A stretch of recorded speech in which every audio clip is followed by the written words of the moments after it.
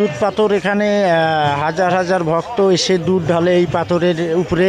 এখানে যদি আপনাদের দেখায় যে পাথরটা এখানে শত শত লিটার দুধ ঢালা হয় প্রত্যেক দিন।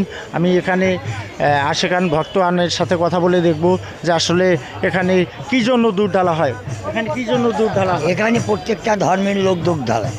এখন হিন্দু হোক আর মুসলমান হোক আর যে কোনো দুধ ঢাললে কী হয় এখানে? এখন তার হয়তো একটা মানুষ আছে, যে কোনো একটা মানুষ মানুষ এটা হলো মানচিত্র, আমাদের বাংলাদেশের মানচিত্র।